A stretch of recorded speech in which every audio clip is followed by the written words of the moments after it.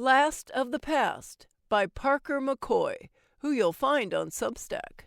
Light Pockets Louie ambled along the sidewalk on a windy fall day. The sun shone, but the wind reminded you that life ain't that kind. Louie didn't flinch, though. His meaty body absorbed the cold pretty well. In fact, he was sweating out the Jameson from earlier that morning, about 45 minutes earlier. He hoofed his way to a bench where a guy sat. This joker wore a nice little suit and tie on his nice little frame, and he had a really short haircut, which he must have been regretting at this moment. His ensemble also included a blue scarf. The little guy spoke on his cell phone. Louie stopped and said, "What do you say, son? Arm wrestling match right on the bench here? The loser buys the booze." The little fellow started. Then he got up and scampered away, still talking into his cell phone. "Sorry, Mother, some cretin just accosted me. He smelled of feces." Louie spread his hands. "Feces? You mean dookie? Hey, I smell a Jameson. It gets the ladies. Not that you know anything about that." The little fellow crossed the street and climbed into his little electric car and sped away, not making a sound. Louie forged on through the wind in the downtown area. He passed by the usual haunts, little cafes and the library and the tavern and then the dress shop. Louie passed by these places every day, but the dress shop always gave his Jameson-addled brain a jolt. He jogged to the front door and sniffed the air. It was always a collection of fragrances like lilac and coconut and stuff like that. The door opened. The lady brushed by him. She smelled of honeysuckle in her white blouse with the pleated sleeves and her gray checkered skirt. Oh, he'd seen her before, and she always brushed by him, but she didn't threaten him with mace like the other gals did. Louie bowed to her disappearing self and said, "It's a pleasure as always, ma'am." She didn't turn around or flip him off or try to hit him with her car. She sure was a peach, all right. Louie hoofed on ahead in search of more Jamesons. Hark Halliday climbed out of his car and worked a crick out of his neck. Then he gazed up above the building in front of him. The sign read, "Your Daddy's Pool Hall." Hark didn't figure the sign referred to his actual daddy, and if it did, how would he know?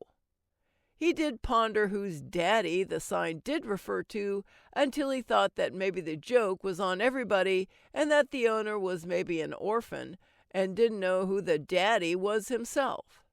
Or maybe the pool hall represented everybody's daddy, and that when you shot pool in this dump, you felt like daddy was right there with you, watching over your hustling and drinking and conversations involving bad decisions. Yes, sir, your daddy would have to smile jovially at that. To hell with daddy. Hark strode into the pool hall and scanned the place. It was 6 o'clock on a Friday night, and so business was steady. Daddy's clientele mostly featured dudes like himself getting off work and needing a beer or two and some billiards before embarking on the old homestead for a weekend with the wife and kids where they could be daddies themselves. In the midst of this sea of blue-collar daddies stood one guy waving to him who was neither. Hark made his way over. His friend Tony shook his hand and pulled the rack off the pool balls all gathered into a triangle. "You're breaking." Hark found a pool cue on the wall rack. "You never break, Tony." "That's right. No one can break me. I'm a statue, Hark. A big one with a bronze chest and arms, and then some brass things there, too. You know what I mean?" Hark got down and closed one eye and lined up his shot. Then he drew the cue back and slammed the end into the cue ball. The racked balls flew off in various directions. The one ball dropped. Tony scoffed. "Come on, that's not right. I'm the solid one here." Hark chalked his cue. You deserve to wear stripes, Tony. You know it, and I know it. Hey, watch it. They played a few games and had a few beers and a few laughs. Then Tony cleared his throat and leaned close to Hark as he got ready to break again and said, So, this guy's been working for the Croy's family heating and air business on the east side. He's got our way in, and we slip in and clean out the units and slip out and take them to another guy way out of town. $5,000 apiece. You in? Hark sighed. Tony, this is why I didn't want to come down here. Tony frowned. You're not still on this straight run, are you? Your parole's up, for God's sake. Tony, Margot and me are married now. She waited on me. She's been a good wife, too. She cleans and cooks and gives me all the attention I need, and we're talking about kids. And $5,000 won't help buy diapers and other kid stuff? Not when I'm back inside. But that's it. This one's a lock. The man knows you serve for him. He's got everything covered. The inside guy is good. Hark replaced his cue on the rack and laid $30 on the table. The next time you call me, just keep it about pool. Hark? What? You going to work 9 to 5 the next 30 years? 40, and gladly. Margot pulled the chicken biscuit pot pies from the oven and set the pan on the stovetop. The oven fumes wafted over her face. She wiped her cheek and breathed. Her phone sat on the counter with her mother prattling away about something on speaker. The woman taught her this recipe for free, but maybe listening to her go on and on served as the real hidden price. She took a drink of water and then took her mother off speaker and got back on. Right, Mom, right, her mother said. Yes, say you know your cousin Willa is engaged again? Yes, I saw it posted on Facebook, Mom scoffed. And he works for one of them genealogy things. He's got to be some kind of loser to be doing that. About like her last husband. She can't pick a man to save her life. Then again, look who I'm talking to. Margot ended the call and placed her phone on silent. She leaned on the counter and closed her eyes. The old familiar whoosh went up her driveway. Then the door boom closed and Hark entered the front door and said, Hey, love, where are you? Margot sauntered to the kitchen doorway and waved her dish towel at him. He grinned and walked over and gave her a hug. She returned the gesture with a long kiss. He kissed her back. She drew back. Oh, wow, beer breath. Company outing? Hark shook his head. Then he entered the kitchen and grabbed himself a bottled water from the fridge and leaned his back to the counter. He took a drink and blinked. I did a stupid thing. Margot eased up to the kitchen table and leaned back on a chair. She crossed her arms. And who is she? Hark chuckled. Tony invited me to the pool hall. She sighed. Let's go back to you cheating on me. He swore he just wanted to grab a beer and shoot some pool. And that's all you did? Yeah, outside of him making me a job offer. She drew a breath. And what did you tell him? I turned him down, of course. He headed back to the living room and waved his hands around. She followed him. He said, I don't get it. All these guys I grew up with were so cool, and yet now none of them are growing up. It's like they refuse to move forward. I don't understand it. She placed her arms around his neck and kissed him.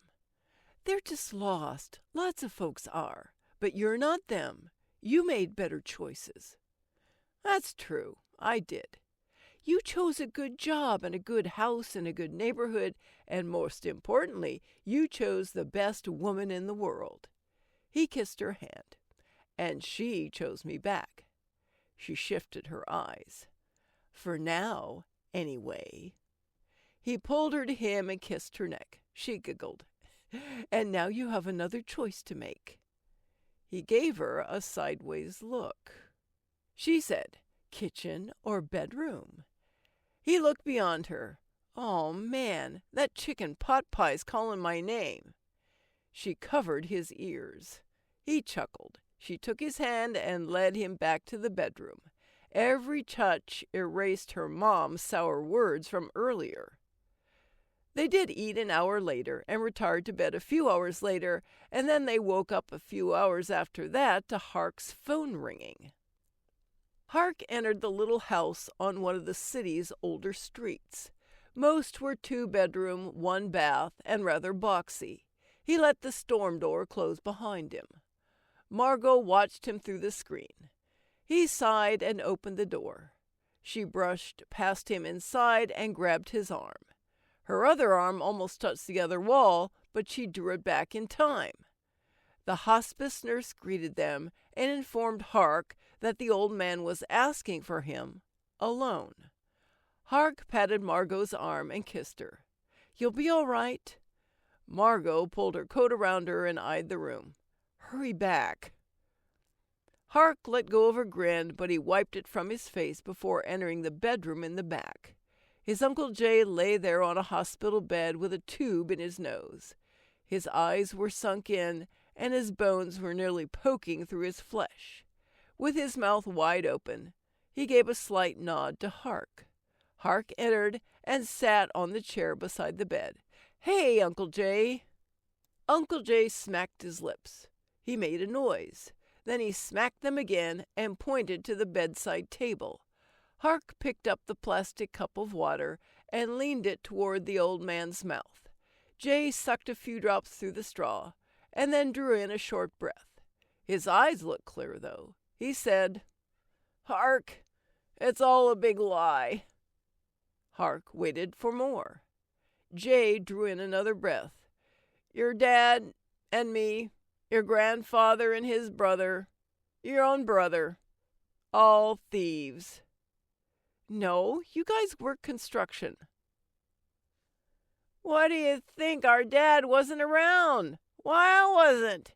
We were locked up most of the time, Hark. Your mom, she had more class and learning. She loved Shakespeare. Hence your name, boy. But us, we were all trash. Nothing but thieves." "Uncle Jay, don't." "You need to know now. Your dad and all the others, they wouldn't want you to know. You already went up once. You'll do it again. That's what we are. It's in our blood. Our wretch blood, boy. Your wretch blood. Ah." Jay pointed to the cup. Hark gave him more water. Jay swallowed some, and some rolled down his chin. Hark said, "But my brother, he did honest work. He died in a fire." Jay hacked. "Yes, he died in a fire. It was burgling a house for gold coins, and he decided they'd bring more money melted down. He put them in the microwave. The idiot." Hark shook his head. "I'm doing things right, though. I have a wife and a good job, and we're talking about having children." No, don't bring others into this. You can't change what you are. You're spots." "Don't you mean stripes?" "I mean, leave that girl alone. Get good at stealing. It's all we can do." "Uncle Jay, don't you hate that square job? Don't you find yourself wanting to go on another job? Another hunt for things that aren't yours?" "Ah, yes. I see it in your face, boy. You won't be around for children. You'll be like us. It's in our blood, boy." Hark hung his head. "Don't listen to him. It can't be true. A person can change. Then again, look at Tony's kids. Poor little guys." Uncle Jay hacked. Hark brought the cup over to his mouth. Uncle Jay shook his head. "It's in the blood. Ruined. Spare them, boy. Spare them all." An hour later, Uncle Jay ceased to exist. Hark left the house with Margot for a dry-eyed, silent ride home. Hark answered the phone at work the next day and took another order. He held the phone to his ear and stared at the ceiling. That one little detail. 6 years ago, he loaded up the drill into the huge pile in back of his partner's truck on a sunny afternoon. The house sat empty, and so did the 2 houses near it. The owner was gone for 3 days. The spare key under the potted roses allowed for an easy entry. The man would pay them well for this one. He shut the tailgate and headed over to the passenger side while his partner left the house with a box of jewelry in tow. They loaded themselves up, and his partner cranked the truck with no problem. The blue lights flashed behind them. He blinked. They flashed in front of them, and to the side and all around. The police ordered them out. His partner gave him a dirty look. Hark closed his eyes. The dirty look on the wall inside that house. An old painting of a grumpy fellow in the living room. There was a little light there in the left nostril. They'd had a camera watching. Hark had known it when he caught the little reflection, and yet he kept on going like it would be okay. Why hadn't he told his partner and abandoned the job there to fight another day? 40-plus jobs with no failures, and now he allowed this? 6 years and several nights of pacing in a cell later had given him no answers. The guy on the phone said, "You taking this down? You there, Halliday?" Hark coughed. "Yes, sir. Let's have it one more time." "To hell with this. Get your manager on the phone." "Please, Mr. Dunderdorf. There was an accident outside. Lots of police cars. Everyone was distracted." Does it look like a fatality?" "I certainly hope not." "Well, hell. Okay, now pay attention, Halliday." "Yes, sir." Dunderdorf took it easy on him and read out the order again, and Hark typed it up and got it ready to go for the next day. Then he left the building and climbed into his car. He didn't get his door shut. A goon with eyes that looked in different directions, Hark had a cousin with that problem, now stood between Hark and the door. From Hark's seated position, the goon appeared to stand 9 feet tall and 10 feet wide. The man's voice followed, deep but calculated. "Congratulations on your release, young Hark." Hark sighed. "I'm not that young anymore." The man stayed out of sight. The goon took up every bit of Hark's vision. The man's voice continued. "Those petty babysitting cameras do cause much misery. And then you were just a baby. You won't make the same mistake again." "That's because I won't do another job. Now, I already told Tony." "Tony didn't know about your debts." "What? Debts? I went in and didn't speak your name once." The man clucked his tongue. "And I am most grateful. Yet half of your last job was to go to me for your living expenses. Surely you're not trying to shirk that obligation." Hark hung his head. "Surely you're not going to hold that over me. Come on. I'm on the right path, and I did a lot of work for you. Can't I just move on?" "Hark, you speak to me like I'm the bad guy." The goon squeezed Hark's neck. "You're saying the boss is a bad guy?" Hark's voice became a boy's voice. "Certainly not," the man said. "You know I always treated you fair." Hark made a puppy sound. The man told his goon to ease up. The goon let the vice grip go. Hark hacked. Then he rubbed his throat. The man said, "So, 40-plus Hark is now boring Hark. You got a nice wife. Kids on the way?" "Maybe." "Okay, boring Hark. I'll tell you what. You can pay me once a week what you can from your honest paycheck from this place. You've certainly earned that right. My guy will be by every Friday. If you change your mind, let Tony know." Hark turned. The goon interrupted his turning. Hark said, "I don't even get to see him?" The goon said, "You'll see the man when he wants you to see him." Hark rubbed his throat. "What's your name?" The goon smiled with 3 gold teeth. And then he was gone. A few days later, Hark sat on his sofa, flipping through options to watch on a few of the various streaming services out, just browsing. Uncle Jay's final words and the man's most recent words flowed through his mind like eels through a tired old ocean. Margot got between himself and the TV and clapped her hands. Blap! Hark looked at her. "What is it?" She shook her head and sat down beside him. "You've really been out of it lately. Is something bothering you?" He adjusted in his seat. No, I'm okay." "Then try cleaning out your ears." He rubbed his ear. "Are we still out of Q-tips?" She chuckled. "I asked you twice if you can go to the store for some coffee filters, and I guess we can afford a box of Q-tips." "Great." He leaned forward. She pressed his hand. "Hey now, what's that frown about?" "Frown? Whoops." She squeezed his hand. "You know, if we have a baby come along, you may be making a lot of these trips." He stood up. "Sure." He grabbed his keys and wallet and slid them into his pants. He shifted into a pair of running shoes. She added an edge to her voice. "Hey!" He turned toward her larger-than-normal eyes. He grinned and caressed her face. No, it's fine. You're right. I'll be back in a few." "I hope so." He leaned down and kissed her cheek, then poked her nose. A grin crept onto her face. She stood and kissed him and returned to the kitchen. He headed out the door. Then he stuck his head back in. "Coffee?" "Filters, dear. Coffee filters and Q-tips."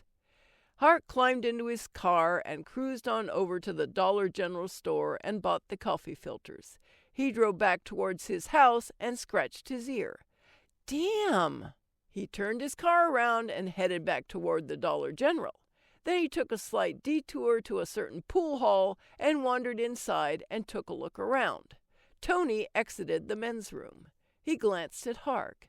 Then he lit up and walked over. $5 a game?" Hark patted his arm. "Let's talk outside right quick." Tony nodded and told his pool opponent that he'd be right back. The opponent chatted with a lady and may have noticed. They got outside and Hark leaned on his own car. Tony stepped up to him and popped a mint into his mouth. "What's up? Change your mind?" Hark rubbed his ear. "My Uncle Jay passed. You hear?" "I did not. Sorry to hear that, man. He was a sharp guy, and the only relative that gave a damn about you." "At the end, he told me that Dad and my granddad and my great-uncles and even my brother were all thieves. You ever hear that?" Tony rubbed his lips. I don't think so," he grinned. "What is it?" Tony shrugged. It's just my family is the same way. My old man was a thief and so was his brother. My aunt even liked to steal things at the grocery store, and she dated nothing but thieves. Heck, it's in her blood. It's no big deal." "I think it is a big deal for me, Tony. I'm trying to straighten out my life. I can't do that with this hanging over me. You look at families. They all follow the ancestors around. Uncle Jay told me to let go of having a family with Margot. He told me to get away from her as a favor. Like that." Tony sucked on the mint. "That's some heavy stuff. Has this got you to thinking about my offer?" "That has, and the man paying me a visit a few days ago at work. He actually came to work. I didn't think he'd do that. I have a little debt. He says I can pay it back with just my regular paycheck. Of course, it'll take a lot longer. So? I don't know." Tony crunched up the mint and swallowed it. Then he leaned on the car next to Hark. "Does Margot know about this?" "I couldn't tell her. I mean, she shouldn't know. I don't want her to know. She may start having second thoughts about us, and I really want to hang on to her." "So what do you think you're going to do?" I don't know, man. I really don't know. Clang-a-clang. Hark and Tony stepped off the car. Something fell over by the alley. Hark flexed his fists. Tony drew a stun gun from his pocket. They waited. A raccoon trotted out of the alley. Hark let out a breath. Tony chuckled and clapped him on the back. Hark said, "Thanks for listening. I'll get back to you." He drove away from Tony, who still watched the alley. Damn, that felt good. I wish it hadn't been a raccoon. Damn, what am I thinking? Q-tips. Focus on Q-tips, you. Hark drove back to the Dollar General store and slipped in and grabbed a box of Q-tips and raced up to the frowning clerk at the register, who'd looked up at the clock a minute before closing time. Hark set them down and said, "Sorry, that's it. Last-minute stuff." The clerk rang him up and locked the door behind him and might have made a certain hand gesture. Hark got back into his car. Margot called. He answered. "Sorry, traffic was crazy." "Okay? You sure you're okay?" "Yeah, I'll be right along." He made it back to the house and talked to Margot about her day and made sure to listen to every word. She perked up, and then he perked up, and then they made love. She drifted off to dream, and so did he. At midnight, he woke up and relieved himself in the bathroom. Then he grabbed his cell phone and stepped outside. Tony answered on the first ring. Light Pockets Louie left the Motel 6 as a sun-soaked warm evening washed over him. He ran a hand through his wet head and checked his cell phone again. He texted back and then hustled his way down the sidewalk. The Jameson sweat pumped out of him like whiskey bleeding through a barrel. He'd be replenishing his own barrel of a body soon enough. A few good rounds would ease the shaking. He wiped his forehead and squinted at the orange ball in the westward sky. Then he fanned himself with his suit jacket. Boy, this is murder. Louie made his way ahead, passing by several folks getting off from work or ending their day while Louie's just began. He made it to the downtown area and passed the dress shop. He took a sniff at the door and smiled his way along. The sign of his destination glowed a bit against the dying sun. A voice called out to him from across the street. "Louie, get over here!" Louie stopped and waved at Bare Bones Jones. "You get over here, Bones!" Bones jaywalked across the street in no hurry. The cars slowed and flashed angry looks, but they showed restraint on the horns. Bones reached Louie and said, "Man, oh man, people are too scared to even honk at me these days." Louie pointed to the sign up ahead. Bones nodded at him. Louie said, "Loser buys the bottle." "You bet." Bones studied Louie. "Damn, look at you. Where did you find a sugar mama?" Louie pointed up ahead. "Get up there." They marched on ahead, just two condensing whiskey barrels rolling along. They entered their destination and walked right up and claimed a table. Louie slid the change into the chute, and the balls collected at the end of the table. Bones racked the balls, and when he lifted the rack, the 2-ball rolled an inch. Louie pointed at it. Bones slid the rack back down and corrected his error. He grinned and lifted the rack again. The 2-ball rolled an inch away again. Louie grinned and slid his cue back and hammered the cue ball into the rest, dropping the 7-ball.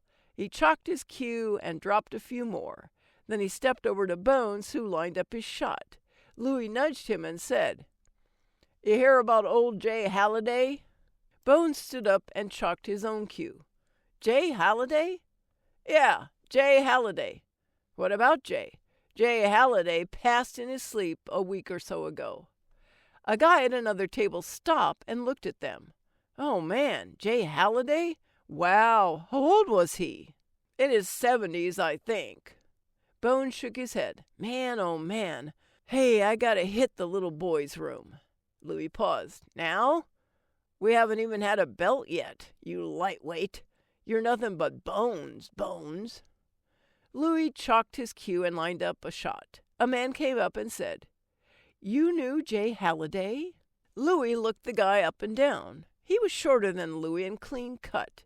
He wore a look in his eyes that said he wasn't trouble, but was damn capable of some trouble, maybe in the past. Louie said, "I sure did." He proffered a hand. "Louie." The man accepted. "Hark Halliday." "Oh, you Jay's son?" "His nephew." "Oh, gosh. Yeah, I used to work with his brother, Mark." "Mark was my dad." "No kidding. Yeah, old Mark was a good guy. Busted his butt with me in construction some years back." Hark swallowed. "Really?" "Yeah, that's right. Hey, calm down there, son. You see a ghost?" Hark blinked and breathed. No, you work with him for a long time?" "Yeah, several years. And his dad and uncles and all them. Those Hallidays all busted their butts for $1. I like them. You come from good stock, son." "Yeah, you think so?" "I do. Oh, except for Jay." "Jay? What about Uncle Jay?" Louie scratched his jaw. "I don't want to overstep here." "No, go right ahead." "Well, your Uncle Jay, he was okay, but he lied every day of his life."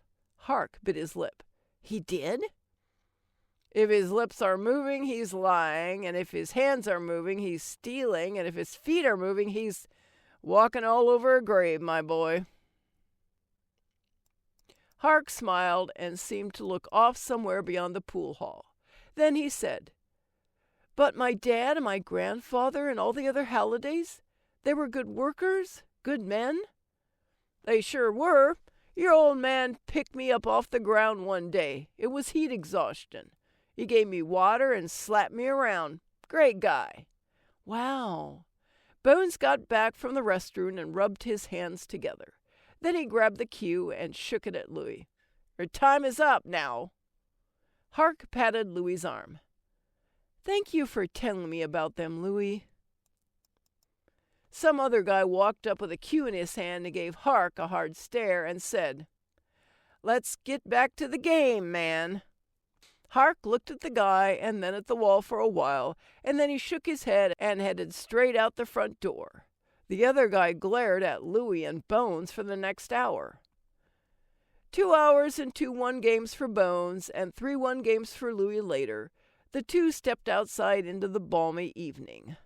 Bones grabbed Louie's arm and said, "What was all that baloney about the Hallidays? I didn't catch it." Louie pulled a wad of cash from his suit pocket and loosened his tie and said, "Catch this. Jamison's on me tonight." Bones laughed and cheered. "Hell yeah, Louie." Louie put his hand to his mouth and looked up and said, "Hark, hark! The lark at the billiard gate sings and pays." Hark flung open the door to his home and marched inside. Margot stood by the kitchen counter, sipping a glass of water. Her eyes were puffy. He took her into his arms. She set her glass down and caressed his back. "What is it, Hark?" Hark wiped his eyes and led her into the living room, where he sat her down and waved his hands. "It's all over, Margot, all of it." Her lips parted. "All of what?" "All of the lies, sweetheart." She drew back. He took her hand. "The man paid me a visit a few days ago. He told me I owed him from years back." She frowned. "How much?" "10 grand. Her eyes wandered to the floor and around. "Well, and Tony," she looked at him. "What did you do, Hark?" "That's just it. I was ready to go on a job with him tonight, but I didn't. I didn't do it, Margot. Uncle Jay told me that I came from nothing but thieves before he died, and I've been walking around like a ghost. I know you noticed." "Uh-huh." "And, well, I thought that stealing was all I could do. What a stupid thought." She warmed up a bit. He said, "But I know that's not the truth. If I have you, that's all I need." "That's right. We will find a way, Hark. I love you." He kissed her. She warmed up more. He said, "I love you too. We'll figure it out." He sank to the floor and into her lap. She caressed his hair. "You're not changed to your past or your family's past, Hark. You can do whatever you want. You're so smart and so kind and such a hard worker. The world deserves to have you outside of a prison. And so do you, love." She caressed his hair some more.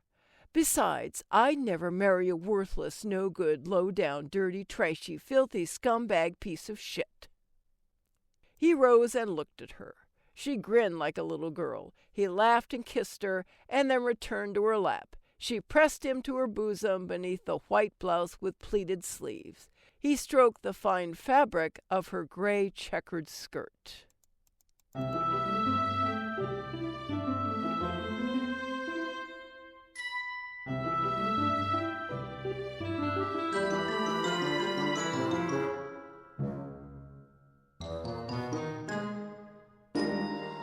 Thanks for listening. I'm Kris Keppeler, and I hope you enjoyed listening to these stories as much as I enjoyed narrating them. I'd love for more people to hear these wonderful stories, so please share and tell your friends.